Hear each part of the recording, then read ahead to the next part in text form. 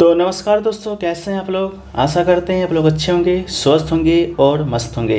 तो जैसा कि फ्रेंड्स, आज है आपका 27 जून और 27 जून को आपका एसएससी फेज़ 11 का जो एग्ज़ाम है आपका स्टार्ट हो गया है। फर्स्ट शिफ्ट का एग्ज़ाम समाप्त हो गया है जो कि आपका मैट्रिकुलेशन लेवल का था। तो चलिए आज के इस वीडियो में लोग देखते हैं फर्स्ट में आपके कौन कौन से प्रश्न पूछे गए थे, खासकर जीके जीएस के। ठीक है, तो जीके जीएस के सेक्शन से आपको जैसे कि पता होगा 25 प्रश्न आपके पूछे जाने थे, तो 25 प्रश्न पूछे गए हैं। तो चलिए देखते हैं वो कौन कौन से प्रश्न थे। ठीक है, तो देखिए पहला जो प्रश्न पूछा गया था, what is the male literacy rate in India as of 2011 census. ठीक है, तो इसका जो राइट आंसर है 82.14% इसका राइट आंसर हो जाएगा। ठीक है, इसके अलावा वुमेन लिटरेसी रेट की बात करेंगे तो 65.46% आपका वुमेन का हो जाएगा। इसके अलावा पूरे ओवरऑल कंट्री की बात करेंगे तो 74.0% आपका पूरा ओवरऑल कंट्री का हो जाएगा। स्टेट की बात करेंगे, फर्स्ट टॉप पे कौन है तो केरला टॉप पर है, कितने परसेंटेज के साथ तो 93.91% के साथ।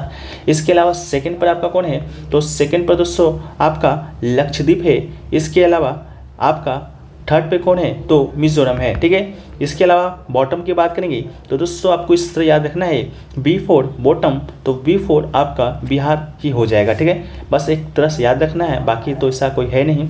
तो बिहार आपका बॉटम पर है, कितने परसेंटेज के साथ तो 63.82% के साथ। इसके अलावा बात करेंगे अरुणाचल प्रदेश आपका, तो बिहार के बाद जो सेकंड बॉटम पर है वो आपका अरुणाचल प्रदेश है। इसके अलावा थर्ड बॉटम की बात करेंगे तो राजस्थान है जो कि 67.06% के साथ है। इसके अलावा अगला जो क्वेश्चन है वो पूछा गया है कि विच is the union territory with the highest literacy rate. ठीक है, तो इसका भी राइट आंसर आपको, तो इसका जो राइट आंसर है आपका लक्षद्वीप हो जाएगा। Lakshadweep with literacy rate 92.28% is the union territory with the highest literacy. इसके अलावा लिटरेट यूनियन टेरेटरी की बात करेंगे तो जम्मू कश्मीर था 2011 सेंसस के अनुसार, याद रखिएगा। नेक्स्ट है कि आपका which is the river that originate from Amarkantak. ठीक है, ऑप्शन दोस्तों आपका ये नहीं था, ऑप्शन क्वेश्चन आपका ये नहीं था, क्वेश्चन था कि विच रिवर आपका जो फ्लो ये गिरता है अरब सागर में। ठीक है, अरब सागर में गिरने वाली नदी का नाम आपसे पूछा गया था जो कि आपका नर्मदा और आपका ताप्ती, इसका राइट आंसर हो जाएगा। दोनों ऑप्शन में दिया गया था दो दो करके शायद नदी का नाम, तो नर्मदा ताप्ती राइट आंसर हो जाएगा। लेकिन नर्मदा और ताप्ती आपका निकलती कहाँ से है तो अमरकंटक की पहाड़ी से निकलती है, सॉरी ताप्ती नहीं, शायद आपका नर्मदा निकलती है। इसके अलावा एक सोन नदी है वो भी आपका अमरकंटक से निकलती है। एक है आपका जोइला रिवर, वो भी आपका अमरकंटक से ही निकलती है। इसके अलावा नर्मदा रिवर की बात करेंगे तो it is the longest river of Madhya Pradesh followed by Tapti.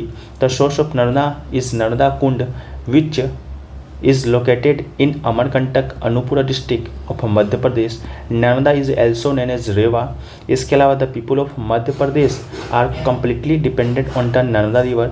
They consider Narmada as the lifeline of Madhya Pradesh. ठीक है, नेक्स्ट है आपका कि which is a water soluble vitamin. तो इसका जो राइट आंसर ऑप्शन आपका विटामिन सी दिया गया था, तो राइट आंसर आपका क्या हो जाएगा विटामिन सी हो जाएगा। तो आपको बताए थे कि विटामिन बी और विटामिन जो सी है वो आपका वाटर सोलुबल विटामिन है। इसके अलावा फैट सोलुबल विटामिन कौन कौन सा है तो विटामिन बी और सी के अलावा जो भी विटामिन होगी वो भी दोस्तों आपका विटामिन फैट सोल्यूबल विटामिन होगा, जैसे कि विटामिन ए हो जाएगा, विटामिन सी हो जाएगा, विटामिन डी हो जाएगा, विटामिन के हो जाएगा, विटामिन ई हो जाएगा। ये सभी जो विटामिन है ये दोस्तों आपका क्या है तो फैट सोल्यूबल है। वाटर सोल्यूबल कौन कौन सा विटामिन है तो बस विटामिन बी सी याद रखिएगा, बाकी जो विटामिन होगी सब आपका फैट सोल्यूबल ही होगा। ठीक है, इसके अलावा नेक्स्ट क्वेश्चन पूछा गया था, in which article is the fundamental duties mentioned. तो इसका जो राइट आंसर हो जाएगा आर्टिकल 51A। ठीक है, आर्टिकल 51A दोस्तों आपका राइट आंसर हो जाएगा। ठीक है, इसके अलावा कॉन्स्टिट्यूशन ऑफ रशिया से ये दोस्तों आपका ये फंडामेंटल ड्यूटी लिया गया है। इसके अलावा 42 कॉन्स्टिट्यूशनल अमेंडमेंट से दोस्तों आपका ये आपके भारतीय संविधान में ऐड किया गया था, 1976 में हुआ था। इसके अलावा पार्ट की बात करेंगे तो पार्ट 4A में दोस्तों आपका ये आपका वर्तमान में है। इसके अलावा originally the number of fundamental duties is 10, later one more duty was added through the 86 constitutional amendment act 2002, ठीक है। तो इसको भी याद रखिएगा। बाकी जो आपकी जो भी फंडामेंटल ड्यूटीज़ है 11 उसको हम PDF में शामिल कर दिए हैं, तो आप लोग इसको पढ़ लीजिएगा क्योंकि इससे भी जो प्रश्न है आपका बनते हैं, ठीक है। नेक्स्ट क्वेश्चन आपका जो पूछा गया है कि Jagannath is associated with which classical dance पूछा गया था, या जगन्नाथ मंदिर पूछा गया था। कोई भी पूछा गया हो तो आपका इसका राइट आंसर उड़ीसा ही होना है, ठीक है। अगर क्लासिकल डांस पूछेगा तो उड़ीसी हो जाएगा, स्टेट पूछा होगा उड़ीसा हो जाएगा, ठीक है। इसके अलावा अगला है कि who is the real founder of Delhi सल्तनत, तो राइट आंसर आपका इल्तुतमिश हो जाएगा, ठीक है। इल्तुतमिश आपका रियल फाउंडर है दिल्ली सल्तनत का, लेकिन फाउंडर हुआ है कौन, तो फाउंडर आपका कुतुबुद्दीन ऐबक है, जो कि 1206 ईस्वी में आपका फाउंड किया था। इसके अलावा Qutbuddin Aibak started the construction of Qutub Minar in Delhi in memory of a Sufi saint, ठीक है, कुतुबुद्दीन बख्तियार काकी। इसके अलावा Iltutmish had introduced the silver coin tanka and the copper coin jital, ठीक है। नेक्स्ट है आपका which ruler of the Delhi Saltanat started a military campaign in the south India, तो अलाउद्दीन खिलजी इसका राइट आंसर हो जाएगा। Alauddin Khilji was the first sultan to invade south India. Military operation in southern India began during the reign of Alauddin Khilji and ended with the Mohammad Tughlaq, ठीक है। इसको भी याद रखिएगा। अगला है what is the most essential for the ecosystem, तो आपका सॉइल इरोजन इसका राइट आंसर हो जाएगा। नेक्स्ट है कि who will the tomb of Sultan Ghari, तो आपका राइट आंसर इल्तुतमिश हो जाएगा, ठीक है। इल्तुतमिश आपका राइट आंसर हो जाएगा। इसके अलावा इसका कंस्ट्रक्शन पीरियड क्या था, तो 1231 AD इसका पीरियड था। इसके अलावा आपका सुल्तान गरी का लिटरल मीनिंग क्या होता है, तो सुल्तान ऑफ द केव इसका राइट आंसर हो जाएगा। This was the first mausoleum built by the Ottoman Sultan in India, as Sultan Gari was the first Islamic mausoleum built in 1231 AD at Nagal Devat for Prince Nasruddin Muhammad Iltutmish eldest son, ठीक है। इसके अलावा अगला है कि Kelucharan Mohapatra is associated with which dance, तो ओडिसी इसका right answer हो जाएगा। Odissi is a major ancient classical dance form the originated in the Indian state of Odisha. Next है कि which Indian male artist won both Grammy and Oscar, तो right answer आपका ए.आर. रहमान हो जाएगा, ठीक है। इसके अलावा ए.आर. रहमान को आपका ग्रेमी अवार्ड 2 ग्रेमी अवार्ड मिला है। फर्स्ट आपका स्मलडॉग मिलीनियर के लिए मिला है, दूसरा आपका वेस्ट कंपाइलेशन साउंड ट्रैक के लिए मिला था। इसके अलावा स्मलडॉग मिलीनियर के लिए इन्हें ऑस्कर अवार्ड से भी सम्मानित किया जा चुका है। इससे पहले भी आपका ग्रेमी अवार्ड मिला है बहुत सारे लोगों को, जैसे कि पंडित रविशंकर को मिला है, जाकिर हुसैन को मिला है, बिक्कू विनायक को मिला है, विश्व मोहन भाट को मिला है, ठीक है। इसके अलावा अगला है कि who is the known as the grand old man of India, ठीक है। तो इसका जो राइट आंसर है दादा भाई नौरोजी राइट आंसर हो जाएगा। Dadabhai Naoroji become the first president of Indian National Congress INC, ठीक है।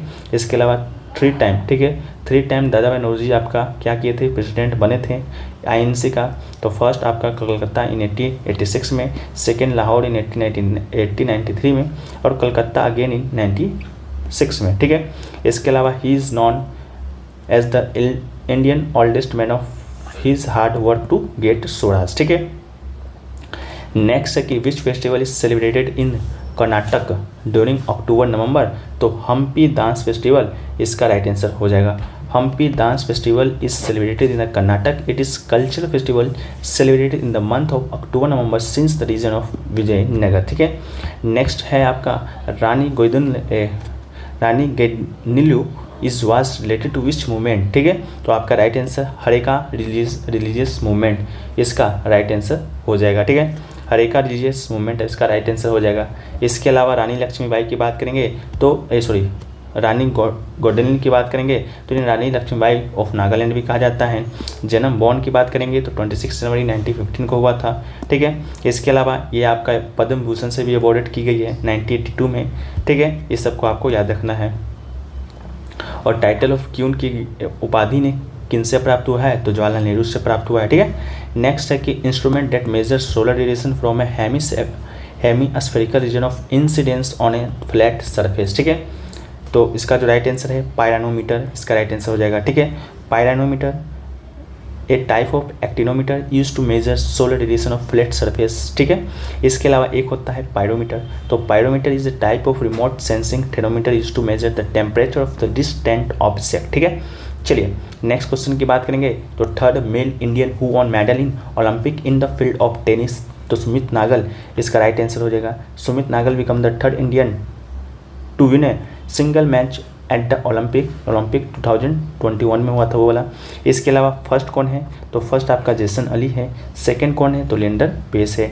जेसन अली ओलंपिक 1988 में सियोल में हुआ था, उसमें जीता था। इसके अलावा लिएंडर पेस ने 1996 में अल्टांटा में हुआ था ओलंपिक, उसमें आपका पदक जीता था, ठीक है। अगला है कि Padma awarded Sudha Singh is associated with the which sport, तो एथलेटिक्स इसका राइट आंसर हो जाएगा सुधा सिंह, ठीक है। रहने वाली कहाँ की है, तो उत्तर प्रदेश की रहने वाली है। इन्हें अर्जुन अवार्ड भी मिला है, इस बात को भी याद रखिएगा, ठीक है। तो ये सभी क्वेश्चन आपके आज के फर्स्ट में पूछे गए थे फ्रेंड्स, जो कि 100% रियल हैं। PDF इसका कहाँ मिलेगा, टेलीग्राम पे मिलेगा, लिंक डिस्क्रिप्शन में दिया गया है, आप लोग जाकर वहाँ से ज्वाइन हो जाइएगा, PDF भी प्राप्त कर लीजिए। वीडियो को लाइक कर दीजिए, चैनल पर नए हो चैनल को सब्सक्राइब कर दीजिए, नोटिफिकेशन बेल कॉल पे क्लिक कर दीजिए। मिलते हैं नए शिफ्ट में, जब तक के लिए जय हिंद जय भारत।